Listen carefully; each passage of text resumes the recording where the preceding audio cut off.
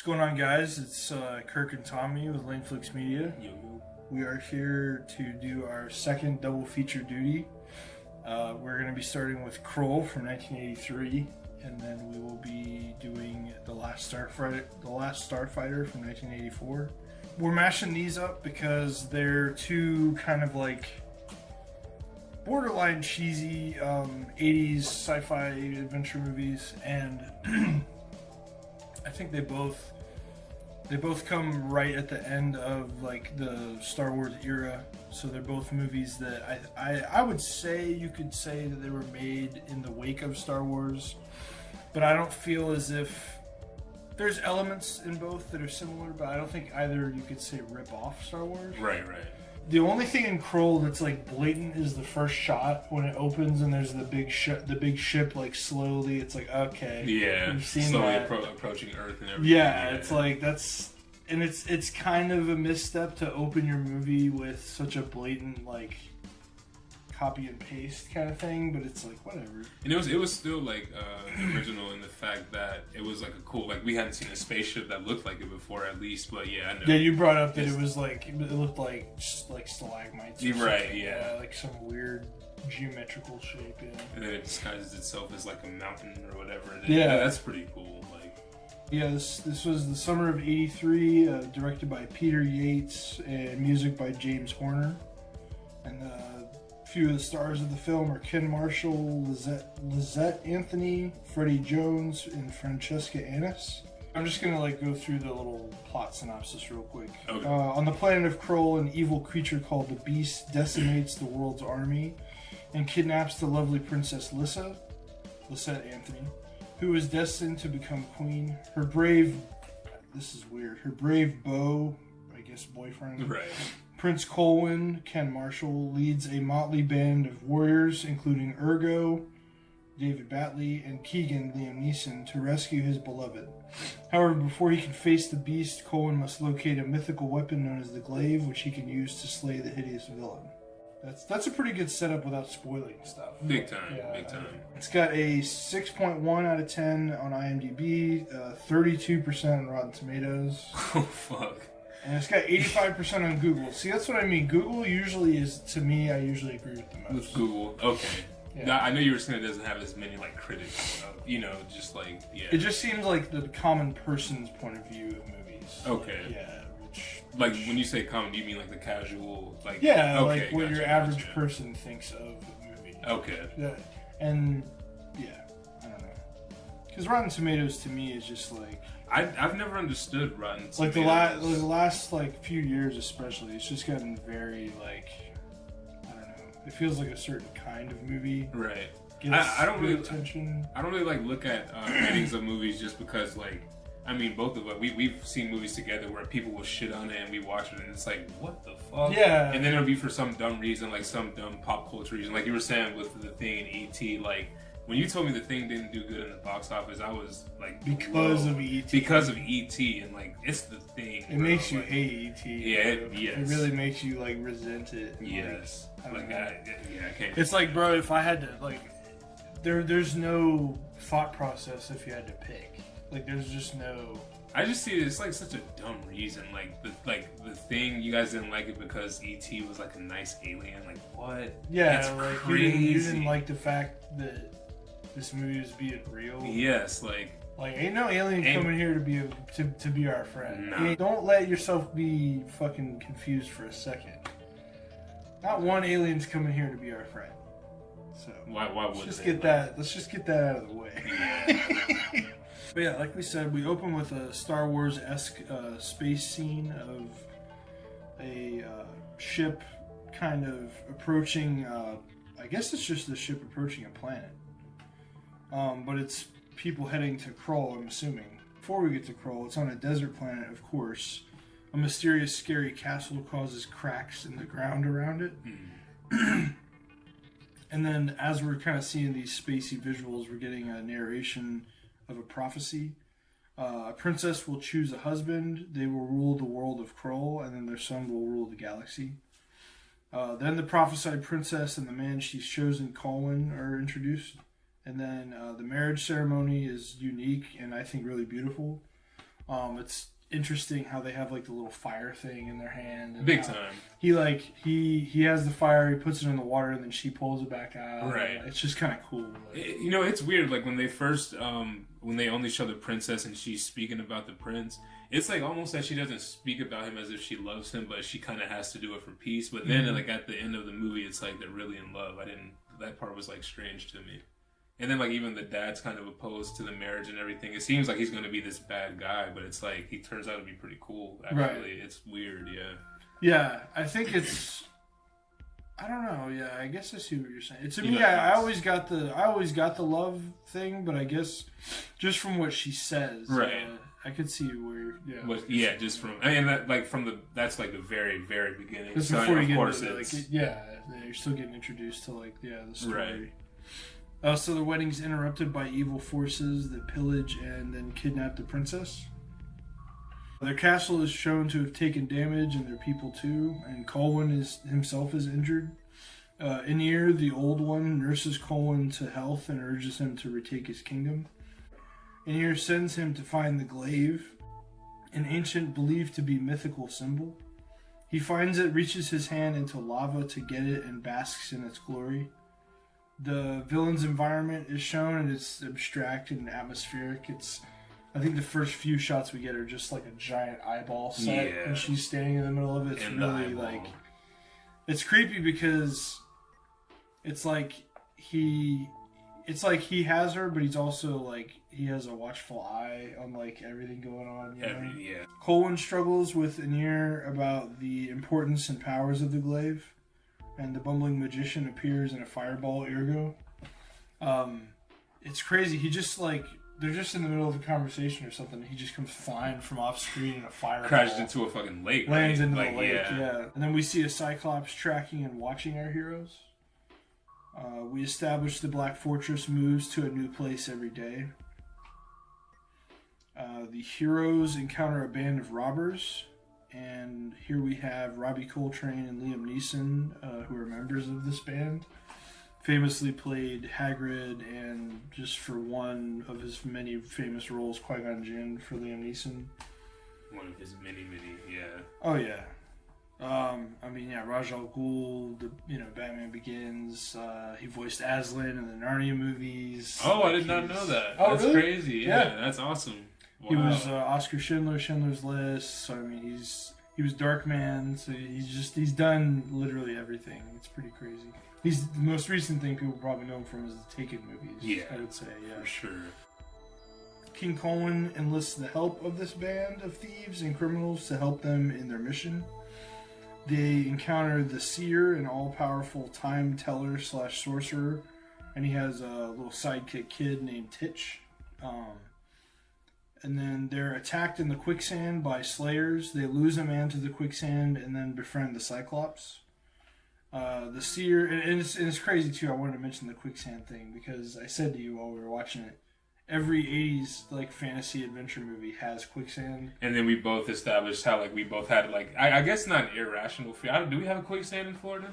Maybe some. I think we have sinkholes. Yeah. So, but yeah, like not. I guess not a completely irrational fear, but how we just both had that fear from like fantasy movies back in the day. Like someone always got caught in quicksand. We literally both were about to say the Atreyu's horse scene from Neverending Story.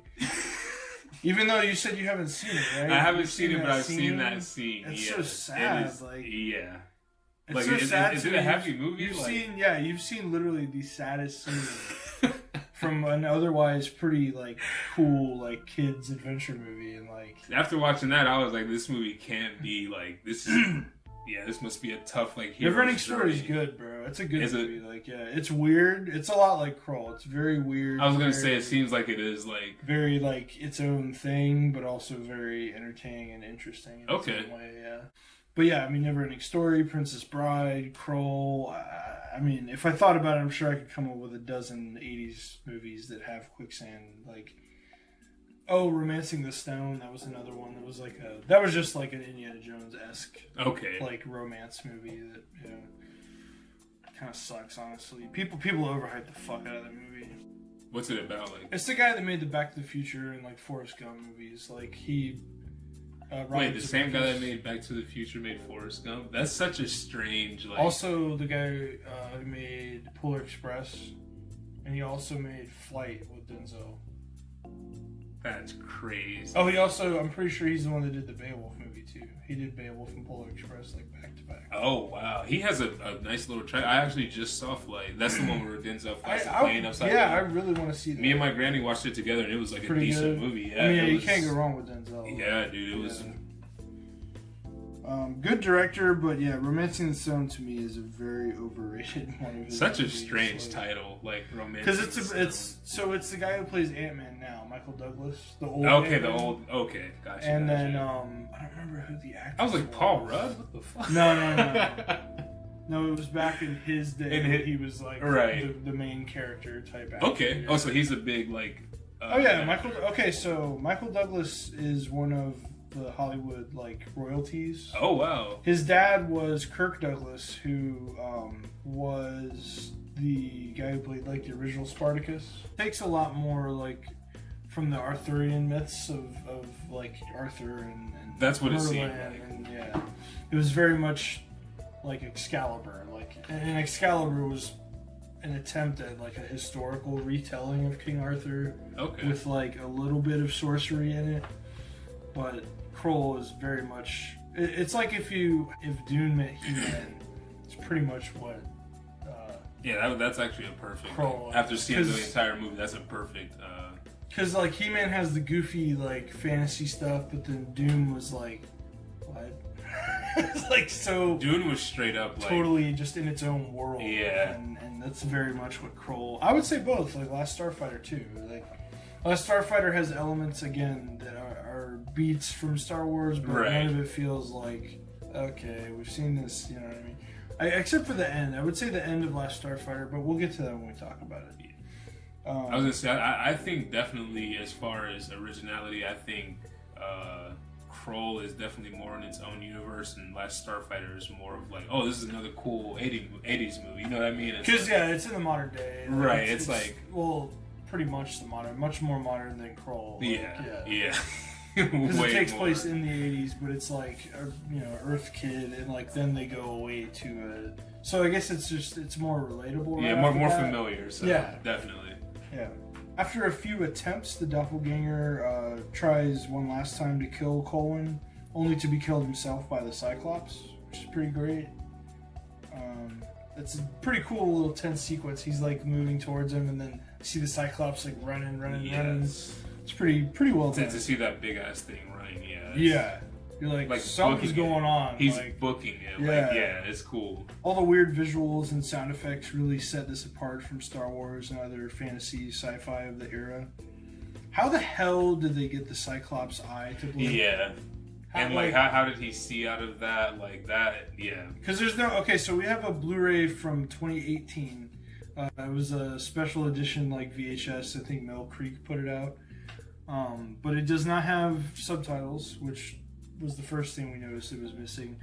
But then it also doesn't have scene selection. It doesn't have commentary. It doesn't have any additional... So, like, there's not... We didn't go digging on the internet. We were just trying to see if, like, the disc had special features, but... So there's not a lot on the actual disc to learn, so we don't know a lot about the effects and stuff. But it would be really nice to know how they did the eye, because... So if you guys know, let us know or send us a link or something, because it would be really cool to know. I guess he had to see out of the... I'm thinking about it now. I guess he had to see somehow out of the front of the mask, because he doesn't really turn his head a lot. And I guess it's so the action... I don't think he saw. I don't think... Bro, he did that entire movie blind. That makes sense. Like, it kind of seems... Because, like, if you look at where his eyes would be, it's just like... Yeah. It's just, like, flat. Like literally. It's like... That makes sense. I feel like he would have been blind. Back then, they wouldn't have been able to, like, edit that back. Like, okay, so yeah. No, hey, that was all practical. Not that well. Okay. Yeah, there's no way. I'm wondering if it was just, like, a little, like, air pump thing. Like, maybe they had, like, a... Like, maybe someone standing behind him, like, had a little, like, thing or something, and then it would, like, shut the eye, and then, you know what I mean? Because it was always a little slow motion. Yeah, it was very, It wasn't ever, like how a normal human blinks, but it's also one eye, so it's like, yeah, maybe he moves his eye different, I don't know. Yeah. The heroes resolve to visit the Widow of the Web to try to find out if they can figure out where the Black Fortress is going to be. Why gotta be black though? It's a woman that Anir once knew. And then, so when Anir gets there, he must cross the web to the center where the Widow awaits. He must also outrun a giant translucent spider. When he gets there, he convinces the Widow to give her powers to the princess and to inform them of where the Black Fortress will be the next day. Anir returns holding the sands of his own life now, only to drop the last few crystals before telling Colin, or right after telling Colin and Co. of the Black Fortress. But before they got the Seer, which the Seer died before now. But before they got him, this was like the best dude they could get. Literally. And so now he's dead, Seer's dead. It's like you said, like they're in a pretty rough spot. Yeah, I mean... before they even get the fire mares, before they get to the Black Fortress, like... So yeah, this movie is... so what, we're like 3 down right now? We are. We have at least the guy in the quicksand, and then guy in the quicksand, the Seer, and the magician. Seer, or not the magician, but yeah, whatever. Sorcerer, yeah. So then we get to the fire mares. This is actually really cool. They're just in like a ravine of a mountain, and they're cornering these horses, and you're like, why are they? You know, I mean, they're pretty horses, but why do they need them so bad? When they get running, they burst, like their feet burst into flames, which is pretty badass. It was pretty fucking cool. It's a cool visual. I don't know why it was necessary, but it was cool. There's some really bad blue screen, but oh god, most of the other effects are really well done. No, so it's kind of like it's not. You forgive it. You forgive it because the rest of it's so good. Yeah, Cyclops saying farewell and like this is where I must like say goodbye and like. He knows his fate. I think the little boy explains to Ergo. He's like, why does he come with us? He's like, well, because if he tries to avoid his fate, he'll face a much more painful end or whatever. In a very stoic way, like, yeah. Yeah. The Cyclops has to show up. He shows back up after we think, like, I didn't even think I was going to see him again. I thought he was accepting his fate. Like, he's just going to go burst into flames and die. So they bring him back. It's really cool how they show it too. It's like a shot, like you're sitting with them, like, and you're looking up over to the mountains, and you just see like a trail of fire. Maybe it was the setup. That's why they had to have the fire mares. You know what I mean? And they just to have the giant return, like triumphant. Yeah. But it was just so sad that his end was getting. I mean, it was very noble that he saved all these people just to get crushed, but. It got kind of crazy because like 10 people run through that fucking door and the giant's just like... He's like, come on, just get through here. Just how many more people? He's like, 6 more people, my friend. Come on. And he's just like dying. He's like, don't be a bitch. Yeah. The criminal leader guy, he like runs over and like tries to wedge his axe in. Yeah. And it's like, bro, by the time that thing hits that axe, he's gonna be so crushed, bro. Like, and it sucks because like the last guy that makes it in, I think he like rolls in and looks back and he just gets fucking blasted by a laser. Like it's crazy. Like he hops in and he's like, ah. Yeah. It's and like, these lasers are not your typical like Star Wars lasers. No. These are like 45 caliber lasers. Bro, these lasers are like they're knocking people back. It's like a different like feeling when they hit people. Like that shit's violent. Like these aren't little like these are not fun lasers. I think the lasers are even like pointy, aren't they? Like isn't it like they're much more like violent. That's Alyssa tells Colin that they have to finish the wedding ceremony. So they finish, I don't remember if she just like has the fire or if it just like pops up in her hand, but she gives... she kind of just like... Yeah. I guess just because like they're in love. Right. So it's like they have the fire, but she gives him the fire and then he uses it to like fight the monster. It's pretty cool. Remember when she gives him the fire, the monster's looking like mad salty. He's like, you bitch. Like it's so funny. Like yeah, they do a snap zoom. Yeah, like literally. Oh god, they do. It's literally a snap zoom on his face because it's like he's just sitting there like, how like it's so funny. It's romantic and kind of sweet that they're the thing they've been saying the whole movie, how like love will overpower like even power itself. It comes to fruition when they use the fire to fight the bad guy, because it's like, yeah, he's really powerful, but they're in love and they're truly in love with each other. So I don't know, it's kind of cool, like especially like you said, for a kid to watch it. It's Definitely. a cool, like inspiring thing for a kid to like see that. So yeah, what did you think overall? What did you like about it? What did you not like about it? I really liked like the concept of it, of course, and like the philosophy in it. There was a lot. I feel like we didn't really get to touch on that. There was a lot of like just deep mindset and like thought-provoking mindset throughout the movie. I just hated how like I said, and I don't know if they ended up saving the world, if the sacrifices were worth it, but a lot of people died for this like one chick. But I guess they literally did save the world, so I guess it is worth it in the end. But I hated that. So many cool characters die. Like fuck. Yeah. There's like they start off with like 10, 15 people, end up with like 4 or 5. Like it's crazy, but yeah. It's almost like a war movie in that regard. Like, Yes. There's just so much death. There's a so lot much. of death for a like goofy little sci-fi movie. And I was even saying as they were done, I'm like, Kirk, Yeah. how many people are dying here? Like Jesus Christ, just for this one girl. Like, whew. And the king, like it was funny because every time like 3 people die, you just cut back to the king, and he's like, "Ha I'm rescuing my wife," and then it's like 6 people die. Ha we're together. It's like I still look clean as fuck. Yeah, man. literally. Yeah. I still have one in my pants. It's like, oh man, you know what I mean? I've been punctured by a giant fucking thorn. Hey guys, we're back. We just watched The Last Starfighter. We are going to compare after we talk about Last Starfighter.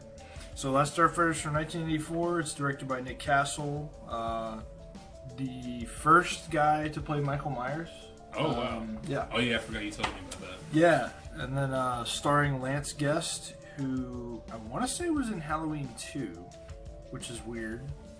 And then Dan O'Herlihy, who plays the alien guy Greg in this, who was in RoboCop, Twin Peaks, and oddly enough, Halloween 3. So there's all these horror guys made this like upbeat film. Yeah, that's so weird. Yeah. That is really weird. The movie opens with a spacey opening with the credits, and then a quaint little trailer park in a beautiful valley overlooking mountains and greens. And then we're introduced to our protagonist, Alex Rogan, a local teen hoping for college and is stuck at his mom's trailer park helping with maintenance. And then Alex's girlfriend returns from the lake after Otis, another local man, gives Alex a pep talk. A subtle little visual moment where she looks over to Otis, he kind of shakes his head very slyly to her, and then she goes to talk to Alex. He's playing the Starfighter arcade game. So up to this point, like, did you think it was pretty cool, or was it just kind of like, okay, I've seen this before? Just like you know, like setting the scene for the movie and everything, pretty much. Like, I wasn't thinking about it one way or another. Okay. It just seemed like a cool little small town, though. You know what I mean? Like very supportive, like like a Twin Peaks-y type, like everyone knows each other type thing. Like you got the kids doing like, let's go down to the lake tomorrow after school. It was, I'll race you to the lake. Yeah, literally. It's a really awesome beginning of his journey as he beats a new record on the Starfighter arcade machine. And has the entire town come out to celebrate. Jay and I both really liked the energy there. Like, it was just really like wholesome, positive vibes. It was cool. Alex is hailed as the town champ, as if he has won like the national championship. He's like the star quarterback. No, like he literally like defeated like Russia, defeated Germany. Like that's the energy they were giving him. Alex's mom gives him a letter denying his loan for the college that he really wanted to go to. This is important for kids to see that sometimes your dreams don't work out the way you want them to, but you should never give up, regardless of how it works out. I always thought that was kind of like, it was different for a movie, even from when I was a kid, to see like, oh wow, he didn't get, because like usually movies are like, wow, like there's tension, like maybe he didn't, he's opening the letter, but then it's like, oh, he gets it, yay! But then no, he didn't get the loan to the college, so that's another push for him. He's like, okay, well, maybe college isn't the right answer, and that's why we get, his journey, to the end of the movie. Rushing off into the night, upset, Alex sees the arcade machine lighting up and shaking, and then a DeLorean-esque car pulls up, looking like a spaceship, which is interesting because this came out a year before Back to the Future. Oh, yeah. So it was before DeLoreans were cool. The man inside asks about the Starfighter arcade, who beat it, introduces himself as Centauri, inventor of the game. and then introduces Alex to his assistant Beta, who shakes hands with Alex. This gives Alex like a non-lethal shock, and there's like this crazy light that pops up, and then the stranger exits the car, and then they leave, and Alex demanding to know what's happening. Centauri determined to keep it a secret until they get to where they're going. And then Centauri, along the journey, he's kind of wiping his face, and Alex leans up to speak with him, and his face is revealed to be like robotic and alien underneath a human like mask. Yeah, it's really creepy. Meeting Centauri, like, he's one of those characters I feel like you can't help but just like. He's just charming, you know? Big time. Did you have, because there's been a lot of characters introduced already, did you have someone that you were like, that's my favorite so far? I mean, I guess I would say Centauri, just because, like you said, it's pretty hard not to like him. Yeah, I would say Centauri. Yeah, Little Brother's kind of funny too. Yeah, like, Little Brother's funny as hell. Remember we were like, he's like icing people in the trailer park with his little laser gun. That was funny. But then, so they get to the Armada. Alex is upset. The Centauri has seemingly marooned him here. And then back home, Alex's brother Lewis is looking for Playboy. He says, "Where the hell is June?" Yeah, where the hell is June? He's like 8 years old. Remember he found it, and then like he puts it down, and I was like, I was like, oh fuck. Yeah, that shot went on a little too long. Yeah. Where's June? Fuck.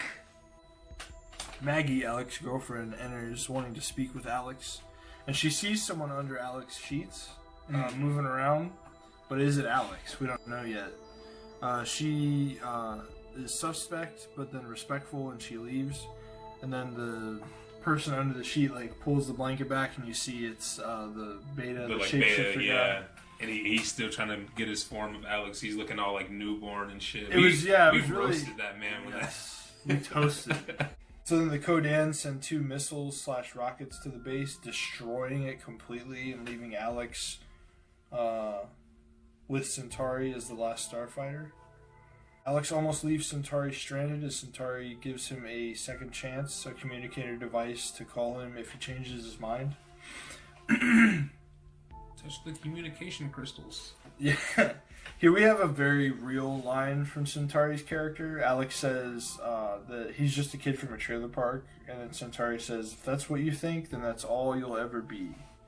And well, while pointing the gun at him too, like it was so gangster. It was like but it looks like a gun. Yeah. And the way that's what it. Okay, I think it's like a space wrench. Okay, because remember he was working on his car. Yeah. I forgot this is before he actually. Okay. Yeah, there's a lot of info given here in a very short amount of time. And it's like tension. Yeah. It's like like it almost feels like a foxhole like war drama where it's just like 2 guys like waiting out for the enemy to pass by kind of thing, you know, which is it's just so sci-fi that they kind of lose that tone, you know, so it doesn't quite take on that tone, but it's like it still works. It doesn't get as serious as like a war, you know what I mean? But it's like but it's that same kind of like visual. Alex and Greg execute the Death Blossom, a scene I believe could be much better done with today's technology and effects. It's not that it's poorly done. Like for the time, I'm sure it was really cool. Right. It's just it's so hard to like look at 80s movies now, like and even the good ones like Indiana Jones and Star Wars, and like, you know, sometimes there's parts you're like, it's just like you got to look at it and remember this was the 80s. You know what I mean? It's like some people just can't. Like some people are like, I can't do that. I just want to be entertained. Like why do I have to? It's like okay, I guess. Greg and Alex get the upper hand, bringing the Kodan to their knees. What will we do? We die. Yes. Giant explosion. It was pretty cool though. It was a cool finale. Yeah, it was a good like. All right. Yeah. Like for it not being Star Wars, it was like, all right, let's do it. Like, you know what I'm saying? Like definitely, not being on that scale. Yeah. Like, yeah. Alex returns to Earth, bringing Greg to meet his trailer park family. It's a cutesy, sweet meeting between Greg and all the characters that we know and love. Why do you say it like that? Alex offers Maggie to come with he and Greg. She ultimately accepts, and we get a happy ending with Lewis looking wondrously up to the stars. I was gonna say, can we talk about how like insane this scene is? Oh yeah, It's you like, wanted to talk about so go ahead. Yeah, so this man just comes back from space, right? Like, first of all, he just lands a fucking UFO in this trailer park, right? Right. Everyone's like, they're kind of freaked out. They're like, oh, what's going on? But ultimately, they're cool with it. You know what I mean? Right. This man pops out of this spaceship with a fucking alien. Like a fucking alien. Everyone's like cool with the alien now, but it's like, what do you say? If he's a friend of Jim's, he's a friend of mine. It was just pretty cool. Yeah. But yeah, and then they like were mad chill with him. Yeah, they were like pretty cool with him. And then he tries to ask his girlfriend to like, oh, come to Saturn with me, babe.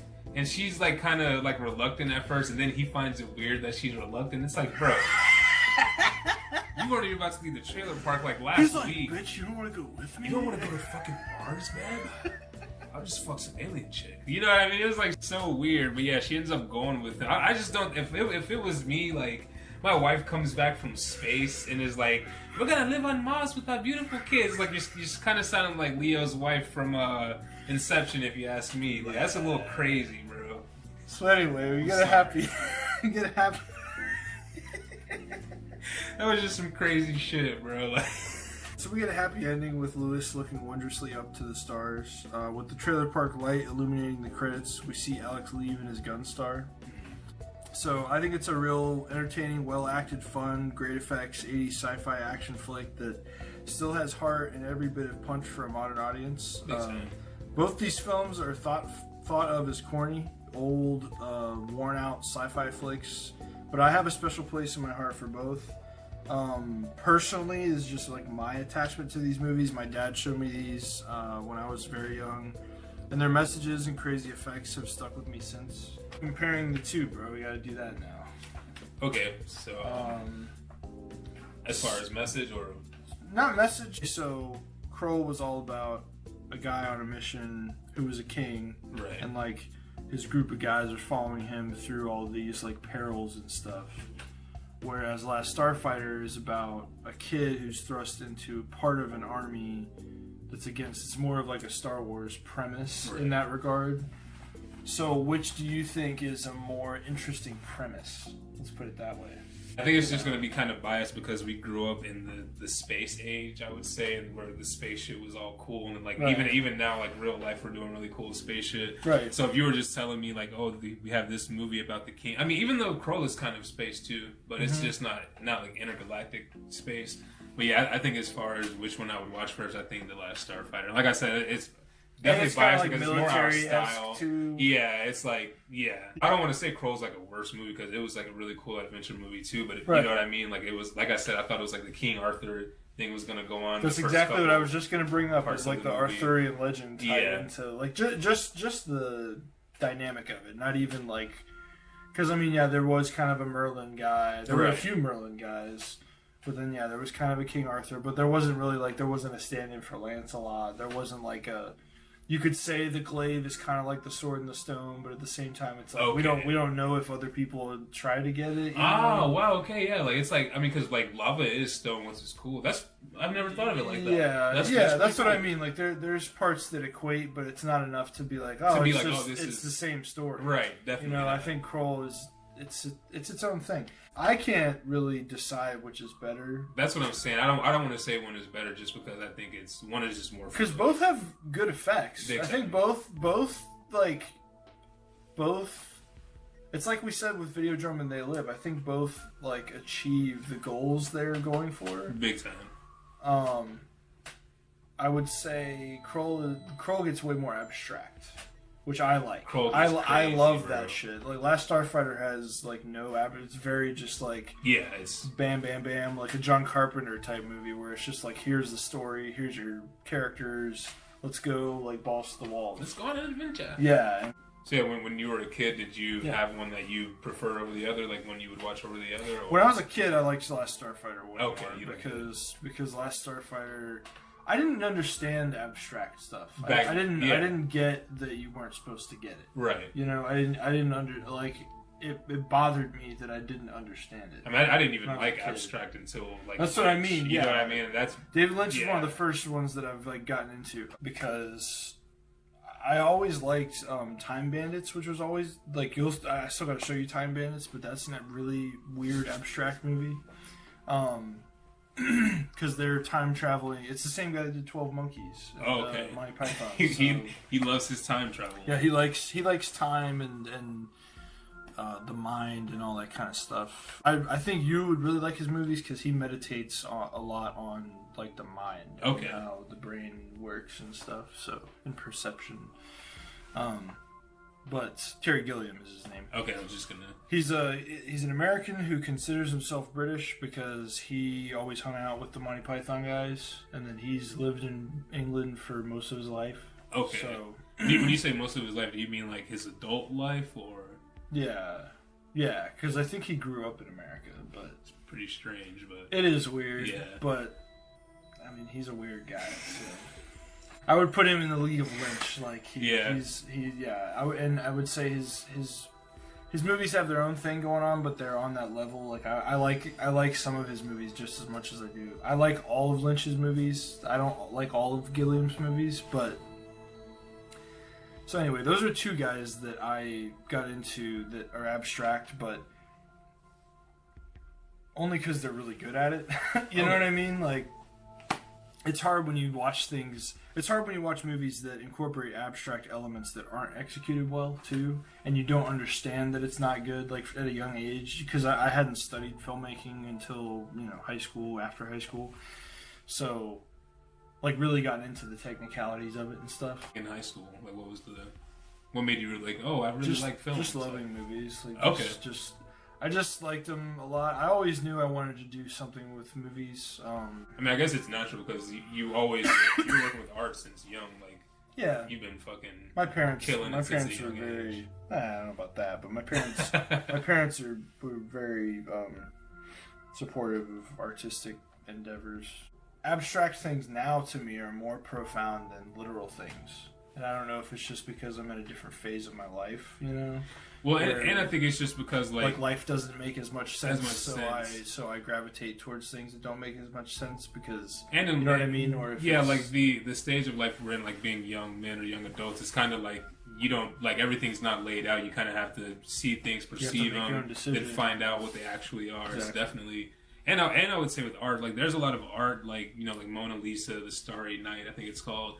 When you see it when you're young, you're like, oh, these are cool, but then you find out like the ideas behind them and everything. And it's like, oh, okay. Or what they mean. Or, yeah, like the stories behind like the grief or the joy or like the emotions the artist was feeling when he or she made them. So yeah, big time.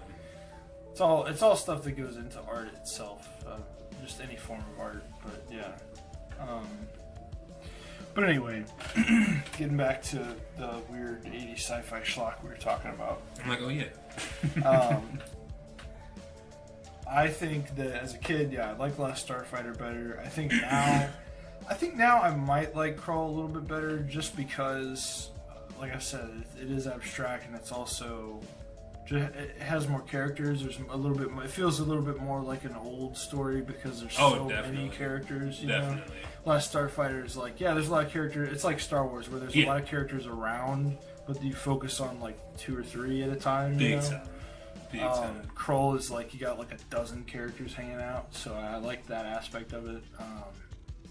And I just like I love the like horrific gore that comes out of the monsters when they're killed. The Slayers, like creepy, that shit is awesome. And they're called Slayers. Like, come on.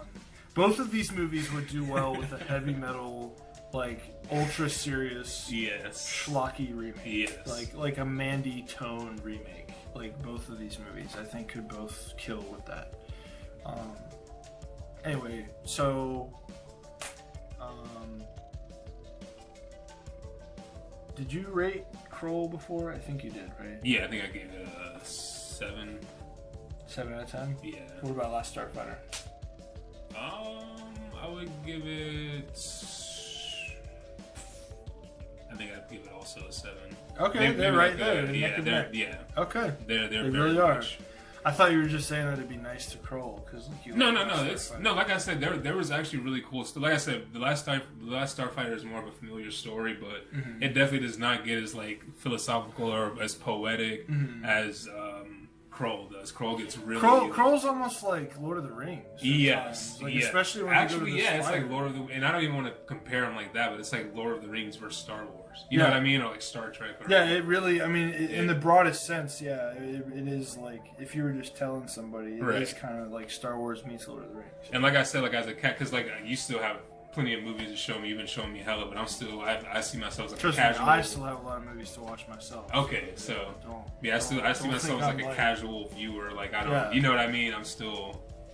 I don't know. Like, I critique movies based on like my personal taste and based on what I know about movies. I mean, I think everyone does. Everyone does, I mean? Yeah. And that's at the end of the day, it's like you can't really, even a professional film critic can't call himself a professional film critic because, like, I mean, I guess you can if you're earning money. Yeah. But it's like you can't get a degree. I don't think you can get a degree in film like, criticism. right. Like, you know what I mean? It's just not. And it's just like because film is so subjective. And I was gonna say, at the end of the day, like, movies are art, and it's gonna be like, yeah, we have an opinion of what's good and not, but like the same movie that we see as a straight trash shit movie, another guy can pick it up and be like, the movie I've seen. So it's like, it's all subjective at the end of the day, for sure. I feel like that's what it, just like just talking about. Watch this movie called Drive Angry. Yes. Little picture, you may have heard of it. It's got Nick Cage in it. Nick Cage is our boy. We love Nick Cage. Parentheses is gonna say, I'm like, okay. And I looked at the back of the box after we were just talking about how crazy the movie was, and there's a pull quote on the back from Roger Ebert. Roger Ebert, not Joe Bob Briggs, not fucking, not Elvira. Roger Ebert, okay? And trust me, I love Joe Bob and I love Elvira. I would love to meet both of them, but they're not full-on film critics in your traditional sense. You know what I mean? Roger Ebert is, and Roger Ebert is possibly the most well-known American film critic there is. Granted, all of that, I don't personally like his opinion. I don't normally agree with his opinion. And he, if you've seen Drive Angry, you know where I'm going with this. He endorsed the movie, saying that Quentin Tarantino would be sending the filmmakers flowers because of the excess in the because film. of how excessive it is. So to me it shows that he likes this really stupid movie that we were both laughing at how dumb it is. Yes. And we're dudes. Yeah, we're not professional film critics. And then B, he doesn't understand Tarantino's mindset at all, because Tarantino isn't. Yes, he includes excess, but his message and his method is not excess.